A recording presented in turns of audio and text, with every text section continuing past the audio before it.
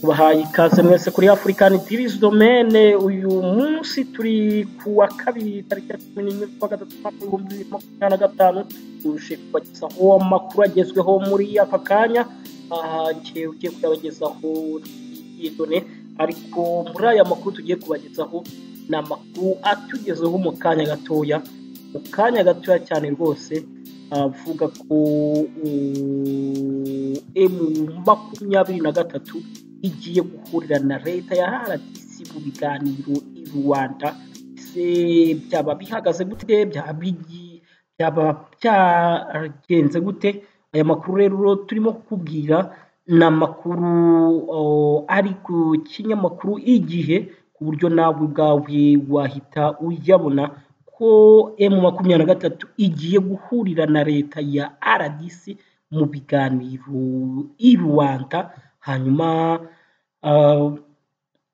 amakuru atugezeho mu kanya gato avuga ko Perezidanse ya Repubulika ya Angola yatangaje ko nyuma y'uruzinduko ruto Perezida wa Repubulika ya Demokarasi ya Kongo Felix Tshisekedi yagiriye i Rwanda, hemejwe ko Angola nk'umuhuza mu bibazo byo mu burasirazuba bwa RDC izayobora ibiganiro bizahuza abahagarariye umutwe wa M23 n'abahagarariye uruhande rwa leta ya RDC, bikazabera i Rwanda mu minsi mike iri imbere, bigamije gushaka icyazana amahoro arambye muri icyo gihugu. Hanyuma ibi byatangajwe n'ibiro bya Angola kuri uyu wa 11 Werurwe 2025, ivuga ko nk'umuhuza mu bibazo byo mu burasirazuba bwa RDC izagirana ibiganiro n'abahagarariye M23 kugira ngo basoheze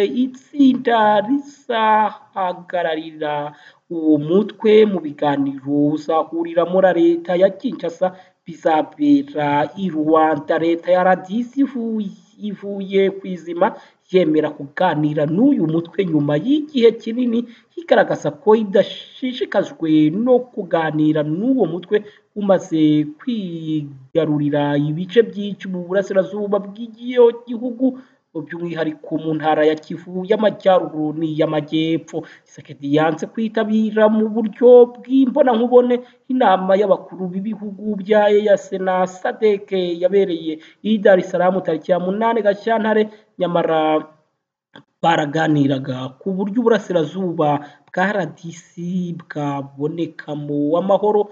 Mu myanzuro y'iyo nama harimo gusaba leta ya RDC kwemera kugirana ibiganiro n'umutwe wa M23 kugira ngo hashakwe igisubizo kirambye cyagarura amahoro mu burasirazuba bwa RDC. Ibintu M23 yagaragaje ko ishyigikiye, ariko leta ya RDC ikaba itarabikozwaga.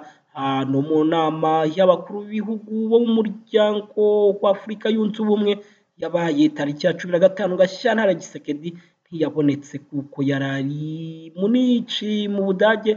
Muri iyi nama African Union yashyigikiye imyanzuro ya EAC na SADC kuri RDC.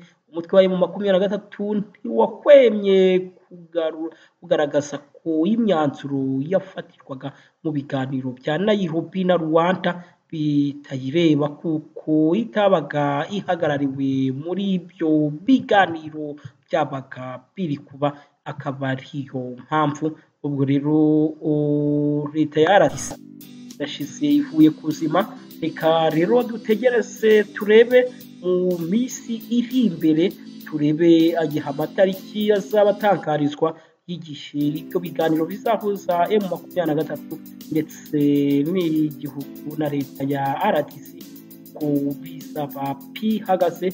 Ubwo makuru yose tuzagenda tuyabashakira tuyabagezaho uko amakuru azagenda atugeraho tuyabagezaho. Niyo mpamvu dushaka kubabwira ko muri African Diris Domaine wakora subscribe kuko amakuru yose atugereyeho igihe tuyakugezaho ako kanya gato aho ibintu bikagenda. Rero reka dukomeze tubashimiraho muri hose hatandukanye mwamaze gukora bari namwe mu African Diris Domaine mwakora subscribe mwana akora na share na like ndetse na comment, ibintu bikabasha kugenda neza kugira ngo amakuru yacu buri muntu wese ajye kuyabwira ku gihe. Komeze mugire ibihe byiza. Iyi ni African